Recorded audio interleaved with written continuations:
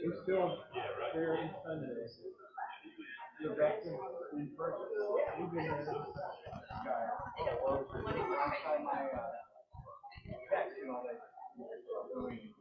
Oh, no, we've been there.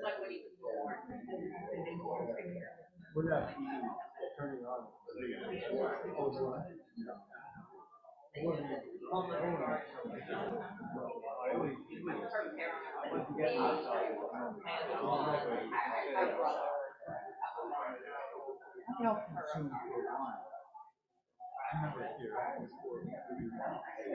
know, I did it because I thought the meeting's got to continue.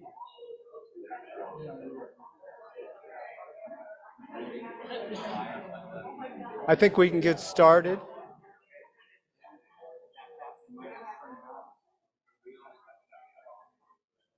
So we're checking now volume. Is this volume working?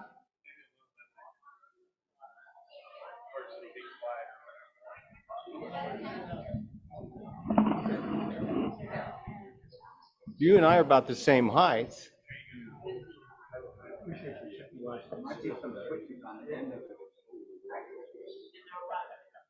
Okay, that works a little bit better, I think. So we have some people joining us virtually. I'm Tom. I want to welcome you to the first of several speaking events featuring our friend here, who I'm going to introduce to you very soon. Wow, thank you for coming out. This is great. This is a great turnout. We weren't really sure how this was going to unfold, the interest. I want to tell you on a personal level, I've known Michael probably since I moved here, and I knew him as someone standing on the corner with the sign on Saturday noon. You know, watching the profanity signs when people drive by sometimes, but often honks of support. In the last years before Michael moved, I've had the privilege of sitting in worship with him in our Southern Illinois Quaker meeting. And one thing that struck me with Michael, he didn't say much at all in those meetings. I knew over the years that he was working on a book about the history of this area. And I knew that he'd written other books about other areas that he experienced, but really didn't know much about what this meant. Until Michael moved away and his book was finally published. And I was able to get the book and was awestruck about what I did not know about our region. And so I hope you realize the treat we have before us this week. Under Michael's advisement, we have set up, Michael, by the way, I'm going to introduce Michael Batinski. Professor Emeritus of History at Southern Illinois University, where he also served as director of that department. And has moved away for a few years now, living in New Hampshire.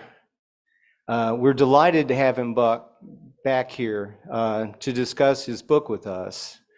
We have this set up with 4 different presentations, public presentations. This will be our first, Restoring Carbondale's Story. Tomorrow at SIU's Morris Library, he'll speak on the history of civil rights in Carbondale.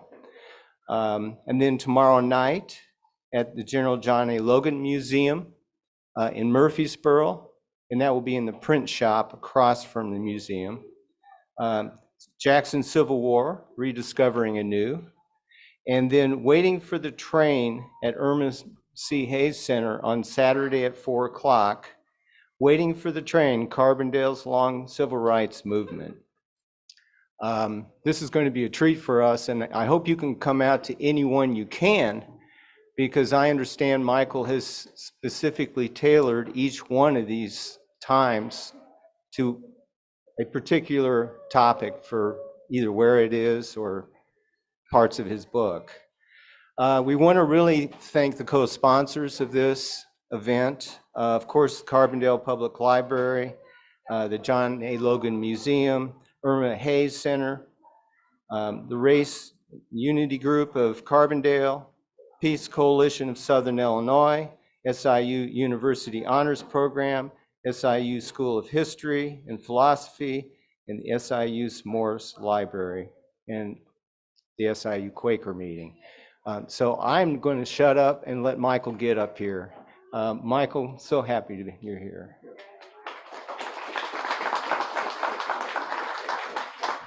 Thank you. Is my voice okay? Is it good? Good. Let me first start. I'm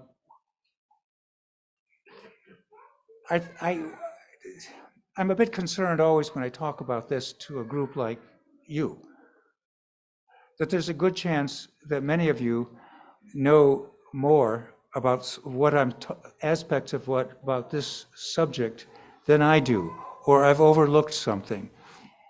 If you do have something to contribute, don't hesitate to raise your hand. And if you have questions, there'll be plenty of time for that as well. I mean, I think, this is what's a little concerning for me, is like, there's lots of you here who know a lot about this as well, and probably aspects of this subject that I don't know about. I want to focus on, and it's a recurring theme in the book itself, Forgetting and the Forgotten, on the old railroad depot in Carbondale, at the brick structure there that has been restored and turned into an office complex. And I want to focus on 3 people. I doubt if many of you can recognize the names. One is a John Edmondson. The second is a Rosario Panay Bianjo, and the third, a Richard Hayes. Some of you probably know Richard Hayes. And I want to begin with them because they're either have been forgotten, and this book that I wrote is about forgetting. The tricks that we play on ourselves when we try to remember the past, and the consequences of that trickery on ourselves. And I want to focus for a moment. I hope some of you have seen them or paid attention to them. Around the pavilion across the street from the old restored train depot, there are a number of photographs installed there, I think by the Lions Club. Photographs taken from around that center around 1900. Photographs of trains, of the squares, and so forth. Now, what's interesting about, there is a sense, you get a sense of what life seemed to be in Carbondale around 1900. And what it's very obvious is most of the pictures remind you of the fact that this was a railroad town. It was founded as a railroad town. Daniel Brush and his investors came over here and bought land.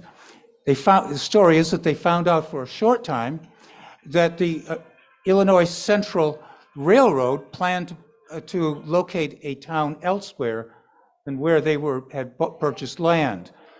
So Mr. Brush and his co-investors applied some pressure on these people to move the town to their location so they could make, of course, a lot of money, and they did, of course. Those photographs about the railroad turn on something that's really important about how we remember that period and how the people who took those photographs wish to be remembered.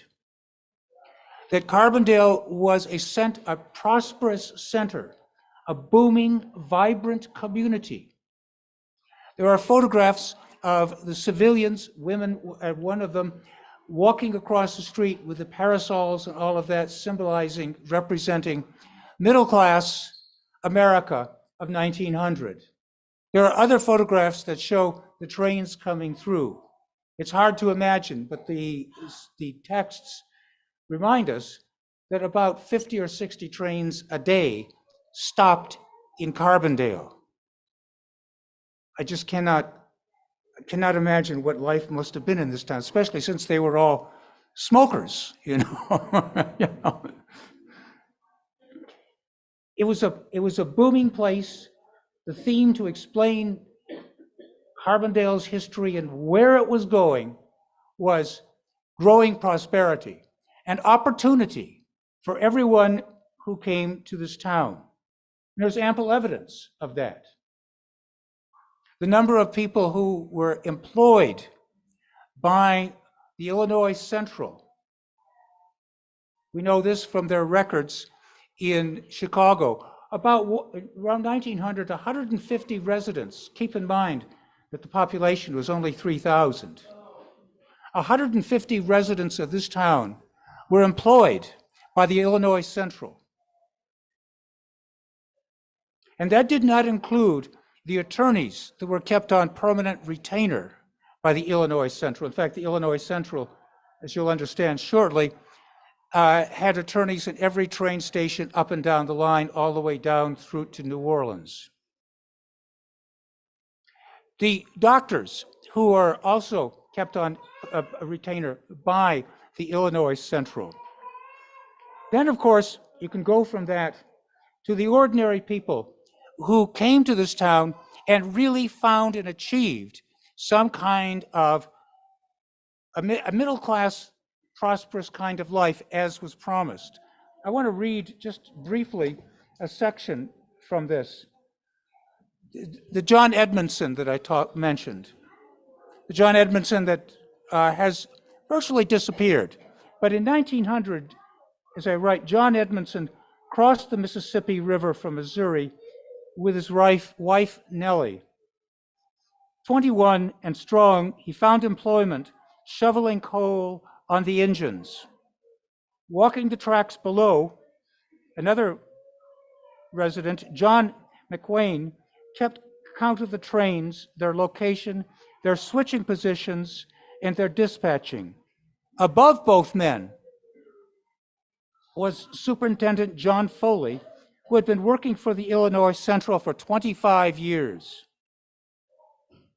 Together, the three men represented Carbondale life. Foley, born in Massachusetts, the son of Irish immigrants, had stayed with the railroad since the Great Strike of 1877. Married for 20 years, he raised a family of 5 children. His son Louis was a stenographer in the railroad offices. Like his father, Louis would remain with the Illinois Century Central, having climbed to a superintendent's post by retirement. John Edmondson was promoted to railroad engineer and was living in his own home, free of mortgage, with 3 children by 1920. And McWayne had earned a rapid series of appointments from conductor to district superintendent. If you want to talk about something like the American dream, not in spectacular terms, but in terms of some element of financial security, these 3 people, by staying in town, advanced themselves significantly and were able to pass on some sort of economic security to their children. This is the kind of place that's represented in those photographs downtown. Yeah, there are a lot of trains coming through, and there's a lot of jobs as well. 150, as I say. In fact, the number of employees increased rapidly. Shortly after the turn of the century, the Illinois Central built a large, some of you probably remember it, the office building where the pavilion is now. Anybody remember the office building across the street there? Now that meant there were another 100 carpenters and workmen who were employed by the IC. It meant also more district managers were coming to this town to run the Illinois Central from those office buildings. Add to that, related to the railroad, was the establishment of the tie plant, the railroad tie plant. I mean, this was a magnificent structure, that huge, does anybody remember the smokestack at the railroad tie plant? I mean, it dominated the landscape at one time over there on the northeast side of town. And the railroad tie plant recruited and brought in many more workers, which in fact significantly increased the size of the African American population. Most of them were Black from the South. Significantly increased the size of that population at this time, so that Carbondale increased in population in 1900 from about 3,000 to about 4,500 5 years later. The newspaper reported on every person who got employment and got advancement, like Mr. Edmondson. When he was advanced, the newspaper would report that. This was important to understand the vital energies of Carbondale, Illinois. And part of that included, in fact, that the newspapers also referred to, identified the individual engines that came through, the locomotives in the newspaper. They would make reference to the engine number 351 or engine 71. They were virtually personalities as important as the managers who ran this company, representing, again, this theme of advancement, economic advancement. It meant, too, in change of the life in here, doors were opening for a middle class, prosperous to tour the country and, in fact, go to Europe. And so you would have the wife of the president of the university over there, here, who would take the train up to Chicago, the 20th Century Limited to New York, and a Cunard liner to Europe, where she would tour for the summer and return and talk to the women's club in Carbondale about all of her adventures there.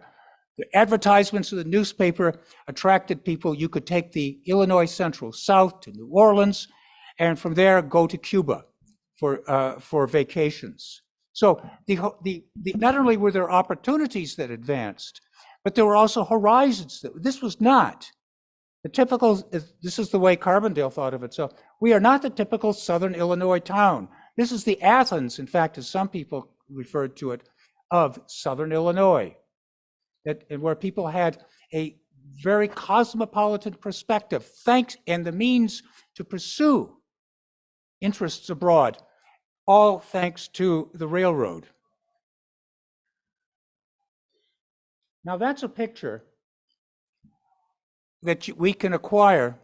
And when we look at the old railroad station, the people who were there at the offices, the managers, the people who were getting on the trains with the large steamer trunks, you know, those steamer trunks that were like this and like that and this tall, and with a hat, and along with that, the huge hat boxes that they carried, which represented middle-class America. Middle-class women had these huge, bulky things to lug around. Well, they didn't have to lug them around because at the train station, at that depot, on the platform, when you looked at it, you not only saw the dynamics of opportunity, but you also saw the porters who would be carrying this luggage aboard. Now that's one way of looking and about at the train depot and what it represented in terms of Carbondale's history and how Carbondale wanted to think about itself as this dynamic, progressive place, a land of opportunity. In small scale, it represented what Americans wanted to think about the nation as a whole, as a land of opportunity.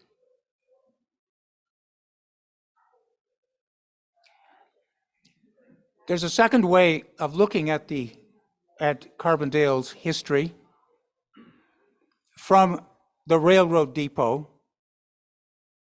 I'd often do this while I was thinking about and researching the book. I would stand at the old depot and look north and then south along the tracks, up and down. And there we see a very different world. It is not one that is represented in any way by those photographs that you would see if you walk around the depot square. And I want to read for a moment just depiction of one of these people, the second personality that I mentioned, Rosario Panay Bianjo. This takes place 1905, the same time when dozens of trains were roaring through this depot, and also a time when there needed to be regular work done in repairing, maintaining the tracks. For several days, Rosario Panay Bianjo had been living in a boxcar at the edge of Carbondale. He had been moving slowly southward from Chicago with a crew of 36 Italian immigrants hired to maintain the Illinois Central tracks. Provided lodging in boxcars fitted with bunks, stoves, and cooking utensils, they stopped for a few days on a siding at the edge of a community while they inspected and repaired the rail beds. Panay Bianjo would dig a makeshift oven from a nearby embankment where he baked bread and idly watched the farmers driving their wagons into town to buy supplies. Sometimes he walked to town square with his fellow workers to also buy flour. Across the square at the depot, he watched. This is beyond the perspective of those finely dressed people downtown and of no interest at all to the photographers who are taking those pictures that we see down there. He watched the finely dressed gentlemen escorting their wives and daughters to the train with their trunks and hat boxes. Carbondale, like other towns, seemed remote and foreign. Panay Bianjo did not speak English well and relied on his foreman, Frank Simeone, to communicate with the bosses and, when needed, with the townspeople. He was part of a transient community. Workmates dropped from sight, hobos drifted by while attending to his loaves. Panay Bianjo kept a vigilant eye on the tracks and the trains that roared past. In contrast to the nearby town, and its semblance of tranquility, his world was perilous. Workers were cut in two by speeding trains. For a few days, he watched the townspeople, these distant and unapproachable strangers, and then his crew moved southward, stopping briefly at Bounds and Cairo before crossing the Ohio River. I will stop there. This may not sound like a history of Carbondale because he's just a transient. The remarkable point is, though, that the history of Carbondale, without considering the population of hobos, bums, or vagrants, or whatever you want to call, falls short of an accurate picture. Pane Bianjo is there on the edges. This raises a possibility of another narrative to explain Carbondale's history, just the beginnings of it. That there are poor people, transients, virtually invisible people, who are vital to the growth of this prosperous community, and then move on. And it raises the question about economic inequalities. And those hobos and bums on the railroad station, the railroad tracks, talked a lot about it. Who rules America? And there was the IC and the executives there, and there was the bankers in this town that seemed to be running everything, but they were cut out. And when they asked who rules America, they were asking the question to summon some sort of resistance or criticism of this society, which was not giving them the same opportunity that was afforded to the people in those photographs that we talked about. There's other parts of that story, the relationship between railroad workers, transient workers, and the IC that can be represented in small ways. Even townspeople knew it, but chose not to dwell on it. Maybe you will understand why. Some of you may know, it took me a while to figure out what these were. Telltales on railroad tracks. Anybody know what telltales are? Anybody know? We've seen them, you've all seen them. When you see a railroad track going under a bridge, an overpass, a few yards ahead on either side, there is a tall spike that goes way up, a pole, and then a horizontal pole extending over the tracks with ropes on it. Now, what was the purpose of that? You can quickly imagine. If a railroad worker was standing on top of a railroad car and those ropes hit him, he better flatten himself pretty darn quickly or he would be flattened. It's called a safety device, isn't it? You know, there was opposition to the building of the safety devices, these safety devices on the Illinois Central. But guess by whom? The Illinois Central opposed legislation requiring railroads to put the telltales on the tracks. Now, it beats me, really. I think there are some attorneys who might be able to explain to me why that was important. But nonetheless, this was the case.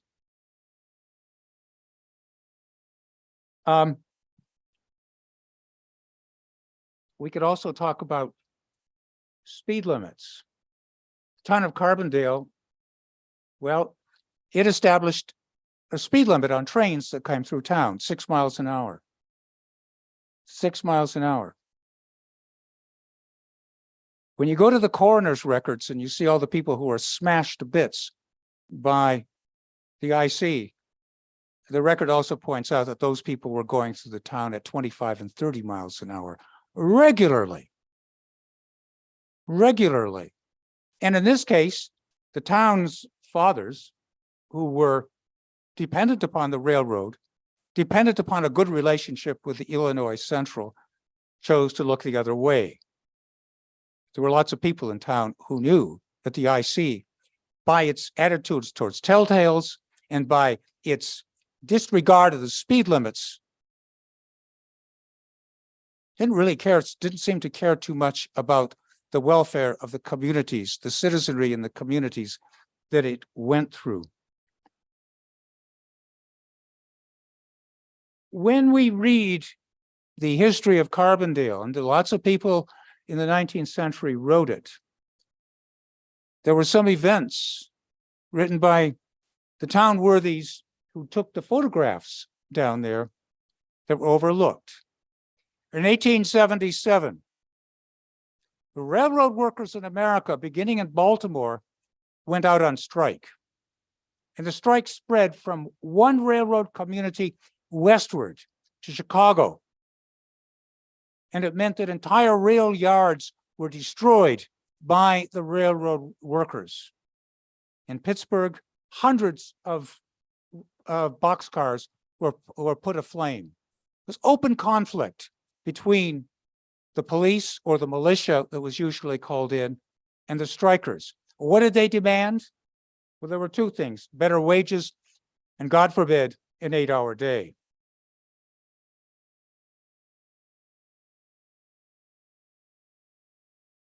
When I went to the records, you would not find this in Carbondale, would not find it written by any Carbondale historian, and read the correspondence of the president of the Illinois Central in 1877, I discovered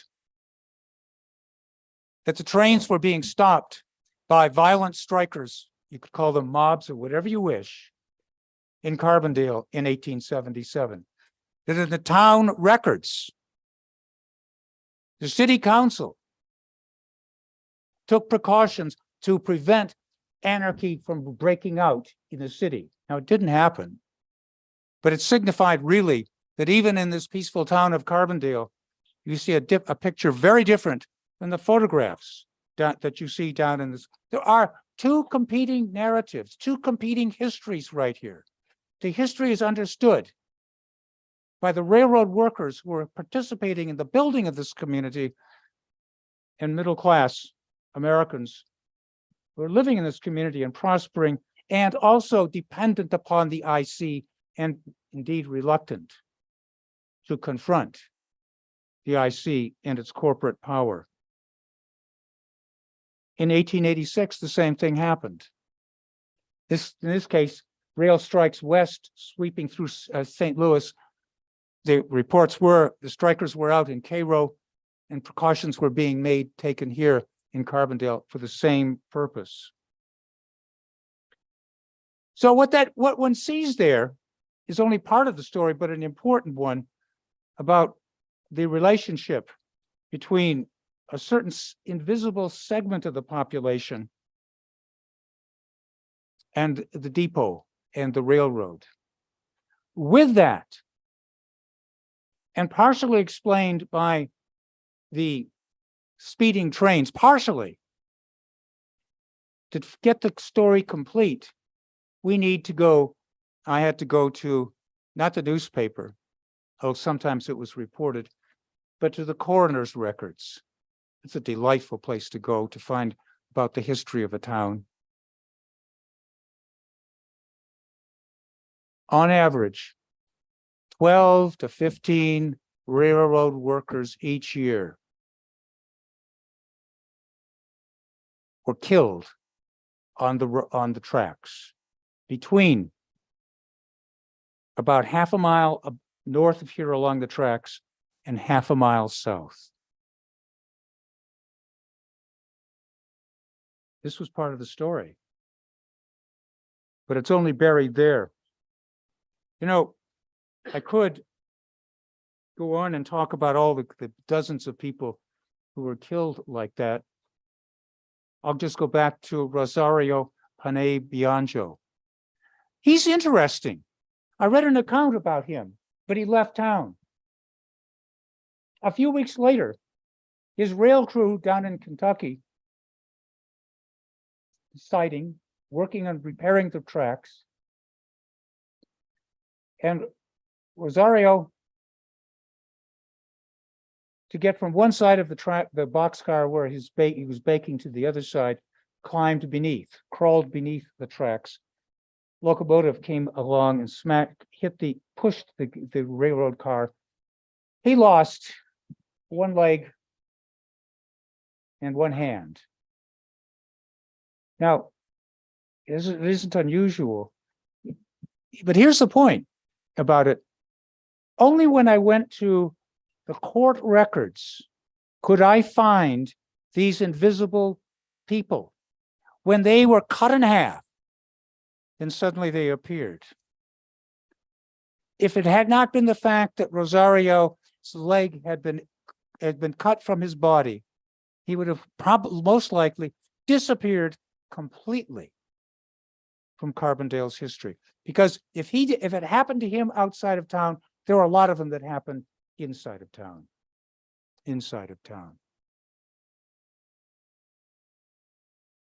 I'd like to, for a moment, to turn to the third person that I talked about, who's at the railroad depot. And as a young man, Richard Hayes.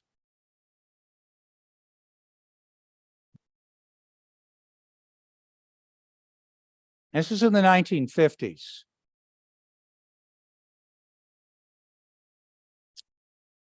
He mentioned this to me one time when I was talking to him about something else. And almost like an aside, he mentioned the fact it wasn't part of the story he was telling, or he didn't think it was important.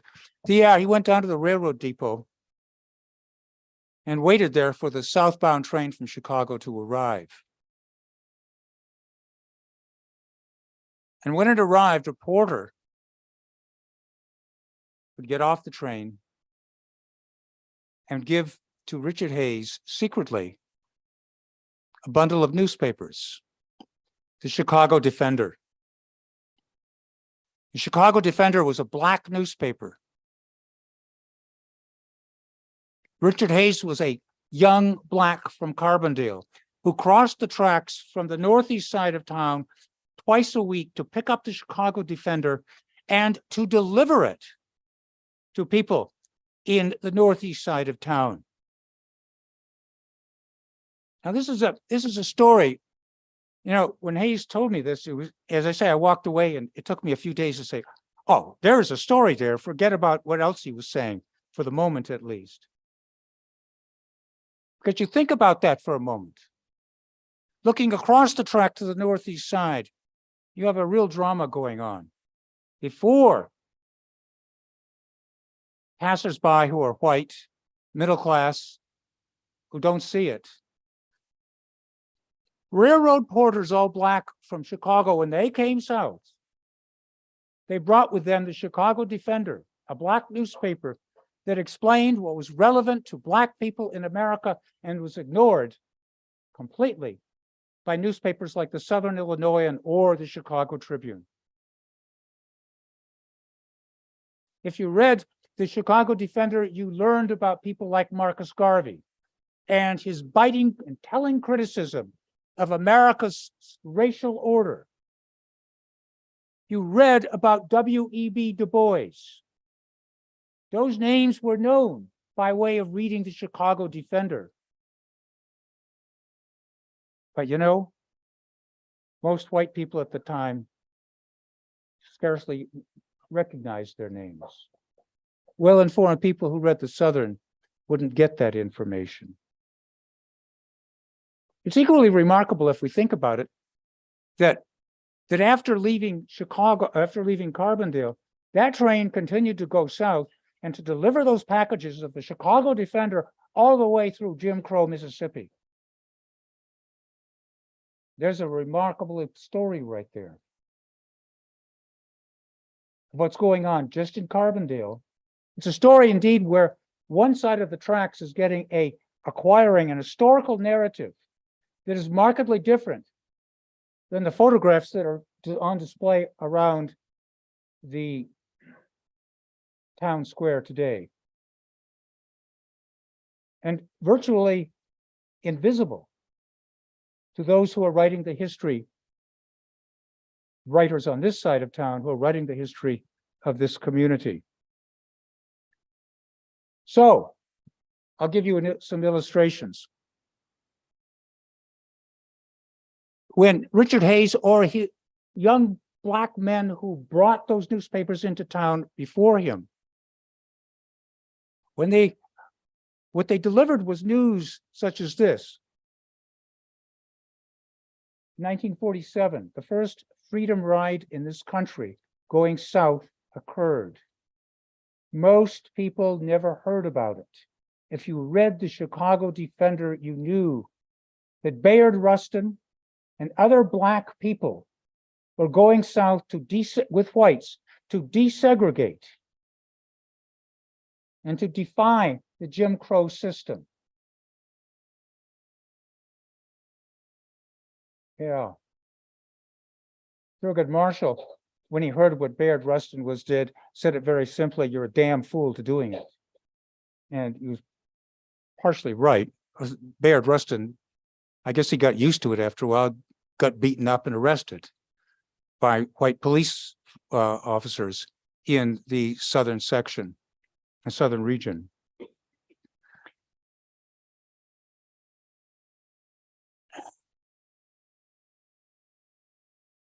Looking at and just dwelling on that young man picking up the papers and delivering across the tracks, we get to another young black man who was on a train going south in 1955 in August. Emmett Till came through Carbondale twice. Now, I don't think that when he came through town, as much as I can piece together the chronology of him leaving Chicago and getting to Money, Mississippi, that he came through Carbondale the day that the Chicago Defender was delivered. But no matter, it's an important part of the story, though. Because when Emmett Till came through the town, what he witnessed was, of course, even perhaps he didn't fully appreciate it, but from his window, a tightly segregated community. The lunch counter where the Thai restaurant is today was segregated, whites only. The Varsity Theater, which when Emmett Till came through town was showing a Jack Lemmon, Betty Grable movie, was segregated. Blacks sat in the balcony.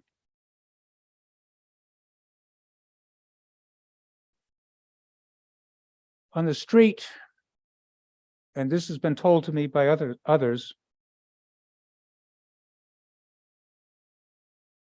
told a young man when he was downtown with his grandfather, walking past the Hub Cafe where the Thai restaurant is now. Suddenly, his grandfather, this is in the 1950s, yanked the young man off the sidewalk into the gutter and said, "There's a white man coming at you, and you better get off the street every time you see a white man coming down the street towards you." He never forgot that lesson. Doubtless that was not the only lesson he learned like that from his grandfather.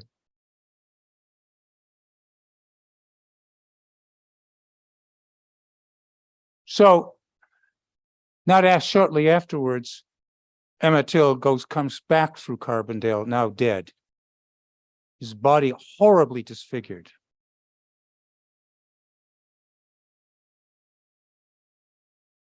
Days after Emmett Till returns dead to Chicago, people like Richard Hayes or other newspaper delivery men in town picked up the Chicago Defender, and across the front page was a full account of the brutal murder of Emmett Till. If you were to walk across the street and pick up a copy of the Southern Illinoisan, it would have been dead silent. There are two competing narratives going on here about what this community is like. Simultaneous, and the one is not aware of the other. One is not aware of the other at all. Indeed, it took some time for the Southern Illinoisan to report on the Emmett Till murder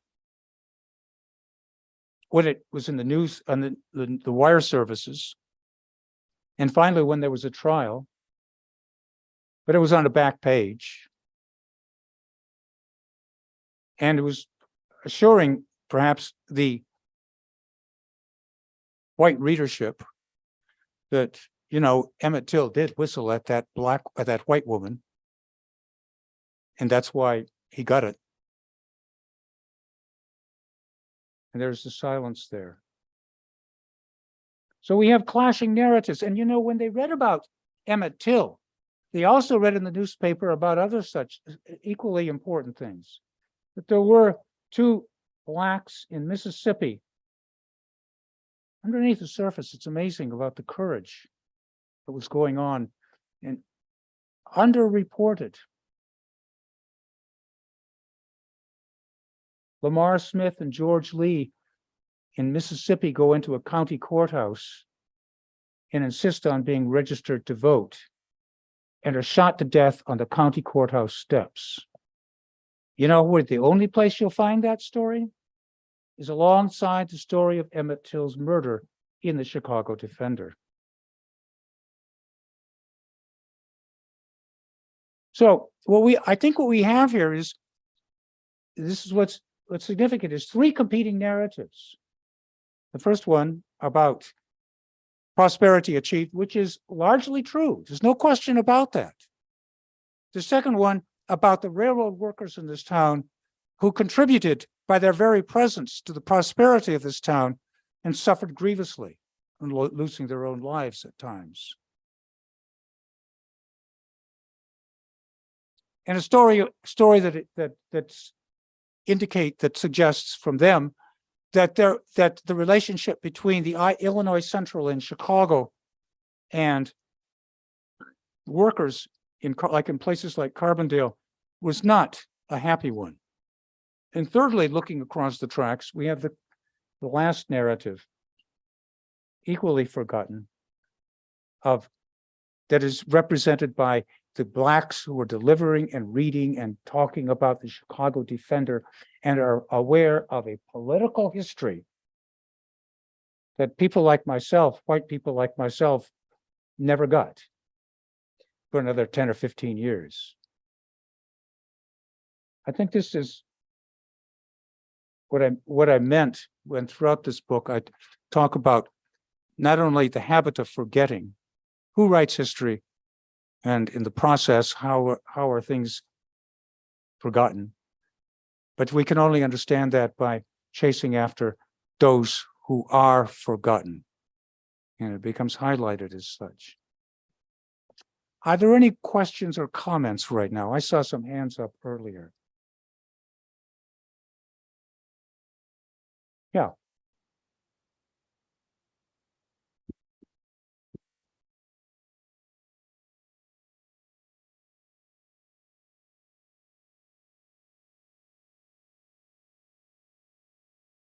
I'm wondering if the publicity around Emmett Till eventually had something like the impact of George Floyd's murder. Obviously, cell phones, live streaming, all of that has made this a different moment. But in the long run, was there enough publicity? Was there enough eyes opened? Did it turn hearts? Well, I think I can answer that by what I learned about this kind of stuff growing up in Detroit. I'm not evading your question, but I make it just like this. In the 7th grade, I was living in a suburb of Detroit, 1955. It was at the playground, James Madison School. We were waiting recess ending to go inside. 4 or 5 of us were sitting around waiting in line to get in. And one friend starts boasting about his father.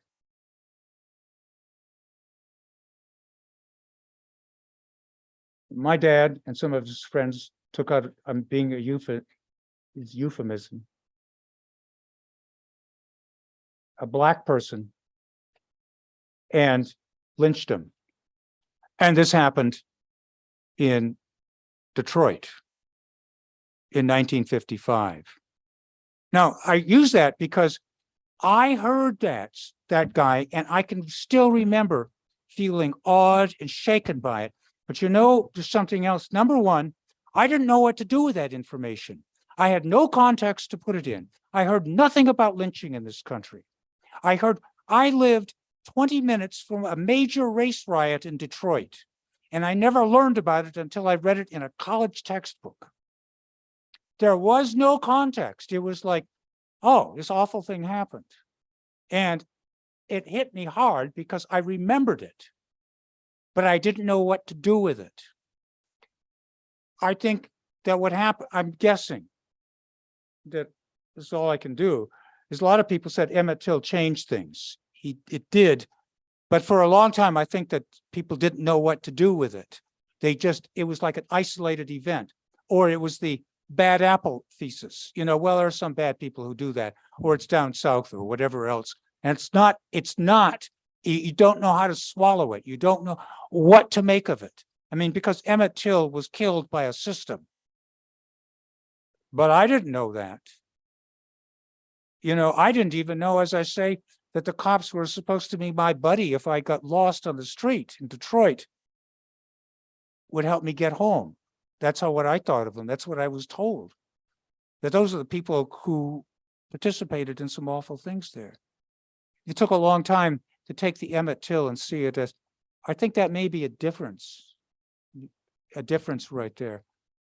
So, yeah, I think, you know, there were many people who were moved by the Emmett Till killing. There's no question about that, especially because Mother let the casket be opened and people saw it. But it took a long time to really observe. I think for people like myself, I mean, I was only 12. For people who were aware of Emmett Till's demise. Yeah. And it was made more public by the Jet magazine, That's right. but it was also carried across the country.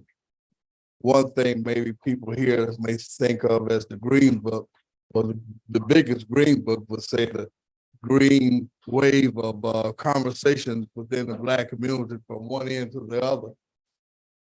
So Emmett Till's presently story is on many different media, It is. PBS as well as other things, and you can clearly see how many thousands of people viewed his mutilated body. That's right. So at that time, it was Emmett Till kind of brought the forefront of 4,000 or 5,000 lynchings, with one particular lynching right down here in Cairo, and others that are identified who are being marked or being placed in Montgomery, Alabama. So people from around the country, newspaper tributes and personal stories have been certified, and markers are being placed in Montgomery, Alabama. Be a thing to see, but to look up, there's a lot of things out there on Emmett Till and how the word got out and who did it, how it came to be, and how the sad case of the so-called justice in America worked. Yeah.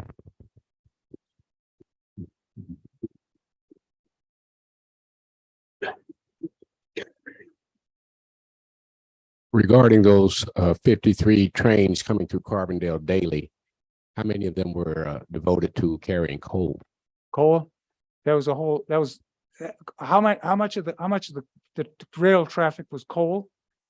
Quite a lot. I don't have any numbers, but you know, one fact is that there were rail spurs off the north-south run towards Carterville and Heron. And the coal was coming into Carbondale through that and then being distributed nationally.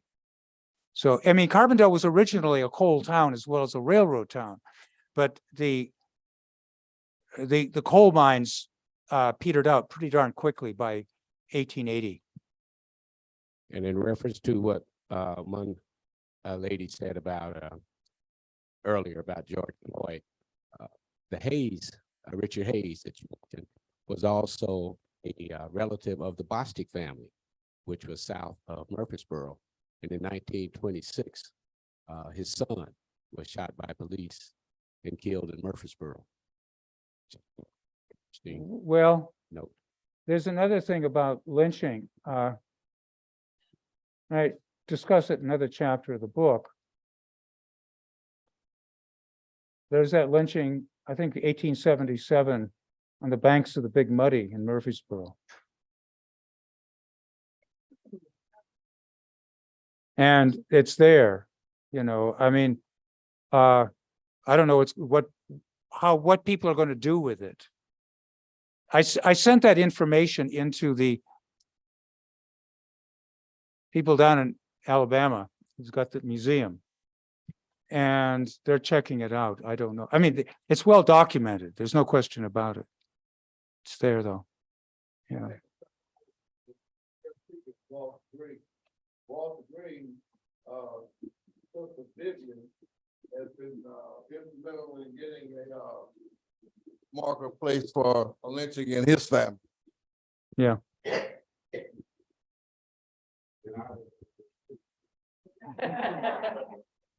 You're a who student? You owe me a paper, by the way. No, I won't forget that. You bring that up right afterwards, Lillian? Just a minute.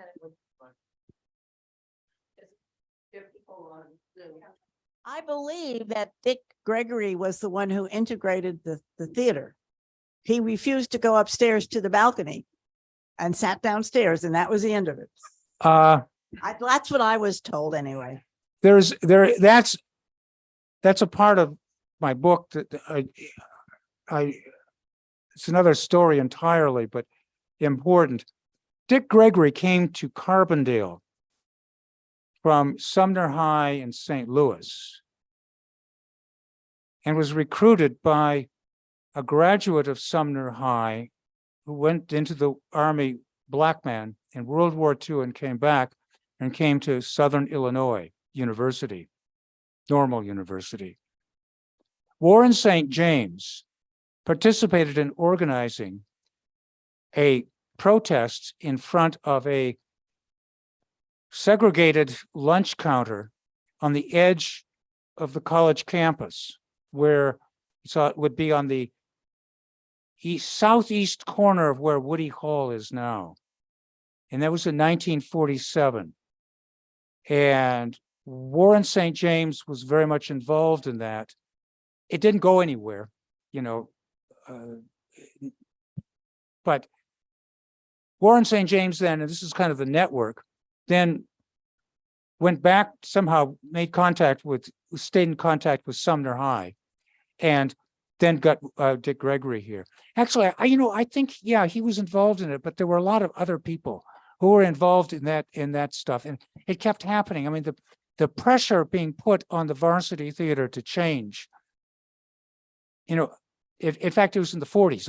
I've interviewed a couple of people who tried to integrate or to break down the segregation of the varsity theater, and they just failed. And then Dick Gregory came along. Finally, the owners just gave up.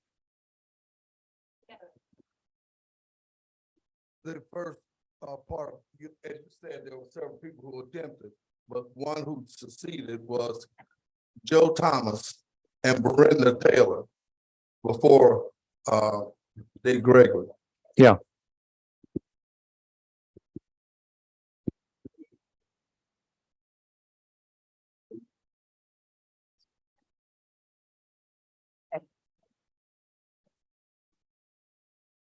Yeah, I grew up in Carbondale, and I was wondering, I went to segregated school as a child. I was wondering what, the story behind how they finally did get it. By 7th grade, I was in a desegregated class. But I was wondering if you knew anything about the story about how that came about in Carbondale. I'm sorry, could you say that? Do you know anything about how we finally got our schools? Oh, sorry, it's not close. How we got our schools finally desegregated in Carbondale? Because I grew up here and it was segregated when I was small. I think you need to be in the mic. Yeah, here, how did Carbondale desegregate the schools? Okay, I understand. You know, I never discussed that, but one thing I did do, and it's like, I guess I leave the readers with a problem here. If you look at the textbooks taught in the Carbondale white schools at this time, what you get there is an understanding of post-war, post-Civil War South and Reconstruction that is nothing more than on the printed page reproducing the message you get in Birth of a Nation. In other words, Reconstruction, the attempt to give equal voting rights and rights to Black people was, and this is the textbook that I got in high school, was a tragic mistake. And sometimes, unfortunately, the Klan had to be called in, and you read it in the book, the Klan had to be called in to discipline these people, but the violence that they inflicted upon Black people was exaggerated. Now that's important. In other words, if you went to a white school, and I went to white schools like this, that is what you got. It was kind of like the understanding of Reconstruction that you see in, well, Gone with the Wind. Okay? If you went to attic school, there was this is beyond my time, but I wrote about this. The Black students there were performing historical plays entitled Ethiopia at the Court of Justice, the Bar of Justice, which systematically refutes everything that white kids were learning on this side of town about Black people, their intelligence, their rights, and all of that. So at least this is a problem that with integration, that understanding of history over there gets neglected. I think there was a question on Zoom. Did I answer that question well enough? No, I did, but I didn't do the research on how desegregation occurred. What I did look at was the competing historical narratives that were being taught in Attic School and in Carbondale High. And they were so categorically different. It was, in fact, in this town, how many people have seen Birth of a Nation? Okay, in this town, Birth of a Nation was still being shown in the 1960s. I mean, it's hard to believe. I mean, Gone with the Wind was shown, but also Birth of a Nation. You know that last scene where the Klan rides into town and saves the white people? Without criticism. Okay, this is the question from Zoom. It's from Daryl Dexter. He asked, what stories do you think we are forgetting today in 2023 that will become the forgotten history for future generations? Wow. First of all, let me just say this. Thank you, Daryl. No, I do thank you, because Daryl Dexter has done some of the finest work on race relations in Southern Illinois. His book on slavery in Southern Illinois is the most thoroughly researched piece of scholarship that could be found. It will stand. I relied on it all the time when I wrote about that period. Daryl is just, and he's a fine researcher. And now has it come out, Daryl? Or not, the book on the Ku Klux Klan in Southern Illinois? Oh, you know that? He's not able to answer directly, but he did do a talk here a while back, and I believe it's coming out soon, but I don't think it was out yet. Okay, yeah. I forgot what his question was now. But I mean, this says that there's a lot of people around here who are doing some fine research on Southern Illinois. And Daryl Dexter is one of them. He contributes significantly what he does in class and what he writes about. And he asked you a question that you haven't answered.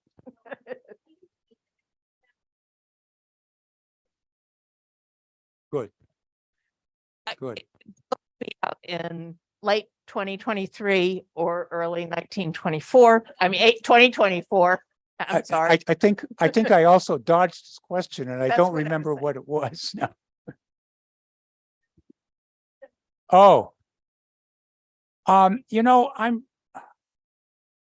some people, if they read my book, might think it's a bleak story, but no, I am optimistic that those habits of forgetting that have plagued this country for so long are coming apart, and we're becoming a little bit more honest with ourselves about the past, and step by step. I mean, you can see that if you just look at the fights over the school board, schools and curriculum. You know, it's not the fight. The argument isn't over, but it's an argument that didn't occur when I was a kid. You know, I mean, things are changing. To be able to erase huge segments of American history as successfully as previous generations did it, it's just impossible now. There are just too many people out here who know it. I mean, the whole thing fell apart in the 1960s, or began to fall apart. So no, I don't think we're going to. I don't want to debate this because sometimes it feels pretty discouraging. But I feel that history is is moving in that direction. You still haven't done it, but go ahead.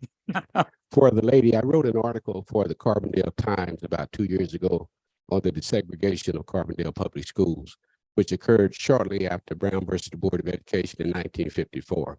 I haven't done the national research, but conceivably Carbondale could have been the first, if not one of the first towns to desegregate.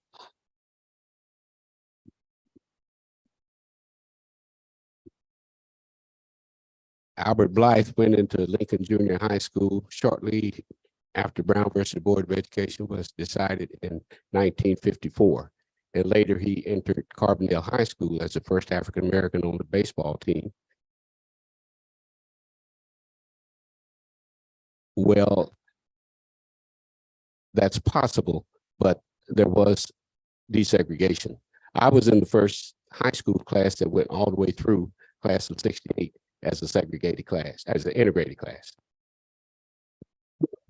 So 68, the dual school system. 64, the dual school.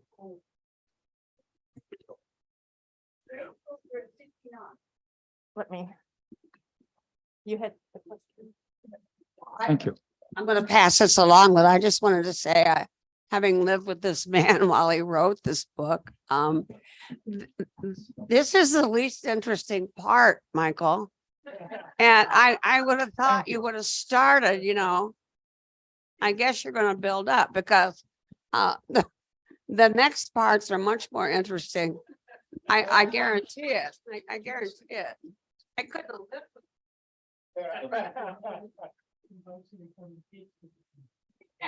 Bob.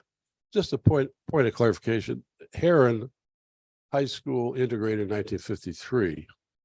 I went in 1954. It was the first year after integration. So I know it was 1953. I don't know about Carbondale, but I know that that's when we integrated there. Oh, and you know, what's interesting about that, Bob, if Heron integrated so early in the early 50s, that you put that in the context of the Heron massacre. In other words, there were black strike breakers who were killed just shortly before, and then you have it's a bumpy Heron road. was a sundown town, yeah. But I do want to say this, that this is the folklore, whether it's fact or not, I don't know. But at the time, there was a gentleman by the name of Leo Kabuti, who was the head coach in Heron, and he was scouting Heron Township High School at Culp, because there was Heron Township High School in Heron and Heron Township High School in Culp. Right. And that team had won the state championship in 1942, the state championship of what was called colored schools at the time. Kabuti saw two really good basketball players and made an effort to get those two boys to come to Heron to play basketball. they insisted in Culp that if you're going to take two, you're going to take everybody. And so they managed to Yeah. get everybody there in 1953. And those two boys led that team to the 1957 state championship in basketball, which was at the time a one division. There was not a bunch of small divisions. Even the little schools played the big schools. So Heron did quite well under the leadership of those two boys. And there's a footnote to that about Carbondale. How sports and race relation, how sports affects race relations. Don Boydston, who was director of athletics here in the 1960s, recruited one lot of Black students from the South and brought them here. And those people were not just athletes, they were active in Black politics in Carbondale. In fact, active in protesting at the lunch counter at downtown here. Yeah, I just want to add one last thing that these boys, when they practiced, had to be taken home by the coaches because it was still a sundown town. Which was? Heron was still a sundown town, and they had to be taken home by the coaches. They couldn't be left to go on their own because some harm might come to them on the way. No, I was trying to do it. That it? Anybody else? Was there another Zoom question? Oh,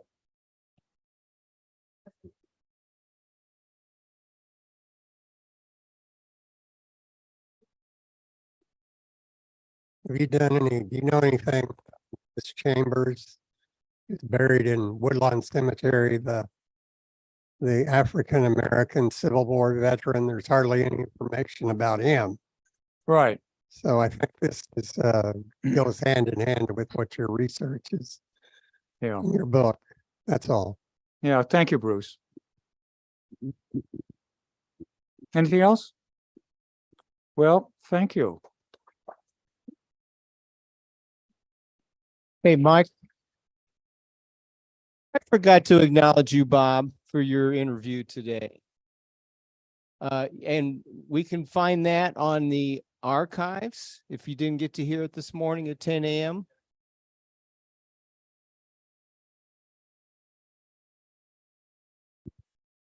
WDBX.org or archives, go to Think Again, Please is the name of the show, and the date would be today. Yeah. Yeah. Thanks for doing that. Just one more question from Zoom. Okay. Sorry, there's one more question from Zoom I didn't see. Professor Batinski, I came to SIU Carbondale in 1961. You are providing much context that is so missing and yet so needed about Carbondale and Southern Illinois.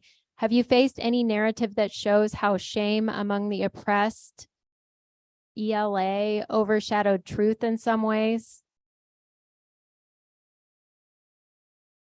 Not too sure what the question is.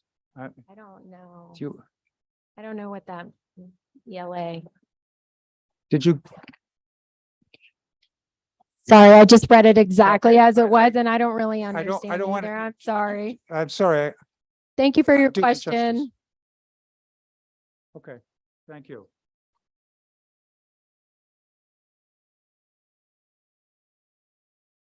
I want to let everybody know what Michael's been telling me. He's feeling very modest about doing this.